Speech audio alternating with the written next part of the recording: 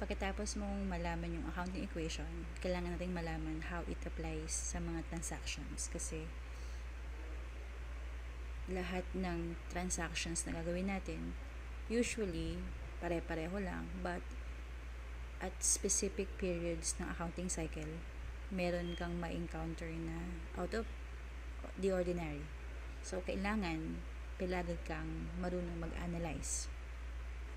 So, always remember, debit kapag mag-i-increase ang asset at saka mag-i-increase ang expenses.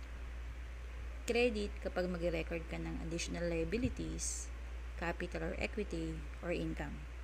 Tapos, babaliktarin mo naman. Kapag magbabawas ka ng asset or magbabawas ka ng expenses, pupunta yun sa kabila. Ganun naman kapag liabilities, kapag magbabawas ka ng liabilities, pupunta yun sa debit. Magbabawas ka ng capital or income, pupunta yun sa debit. Baliktad. Pero at normal rate, lahat ng mag-record ka ng asset at expenses, nasa debit yun. Kapag mag-record ka naman ng liabilities, equity, at saka income, nasa credit po yun. To demonstrate, kailangan nating pumunta sa zero. Okay, this is a demo company. Simula muna tayo dun sa pinaka-common at yung pinaka-importante, which is when cash is received. Kapag tatanggap tayo ng cash. So, pag record ng cash, usually, nandito siya. Shortcut yan, pero nandito siya sa bank account. Palaging may bank account ang kampanya.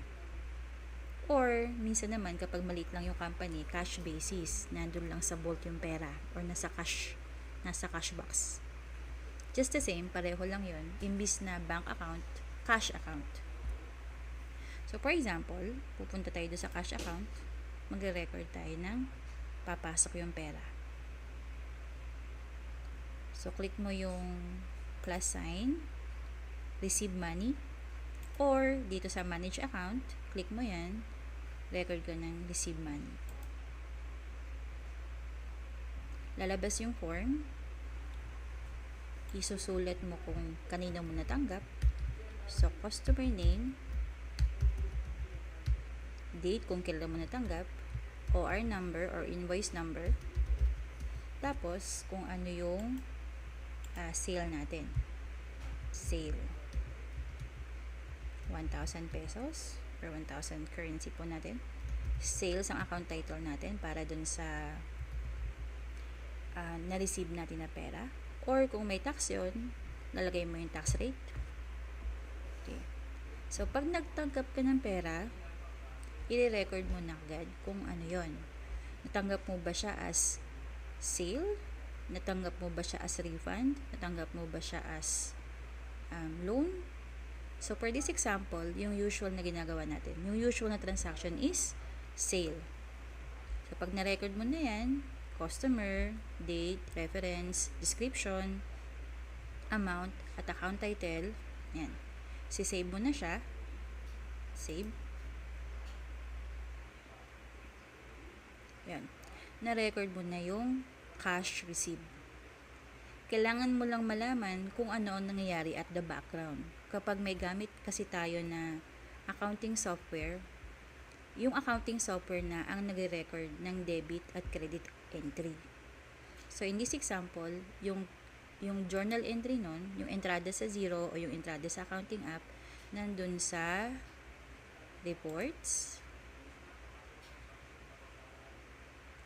at nandun sa journal report. Ayan, journal report.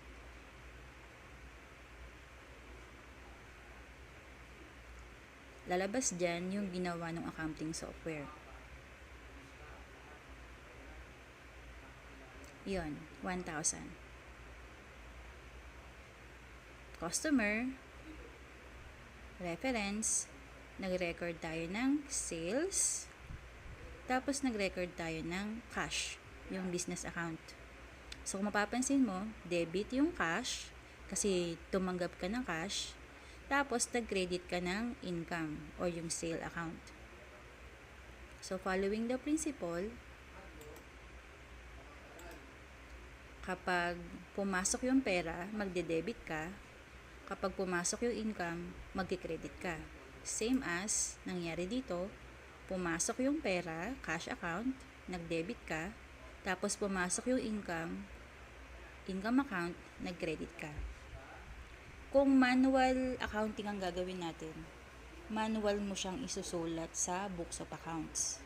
Pero dahil gamit tayo ng accounting software, nag-record lang tayo ng received money, at the background, si Zero na ang gagawa ng journal entry para sa'yo. Next lesson, gagawin natin yung spend money naman or paglabas ng cash.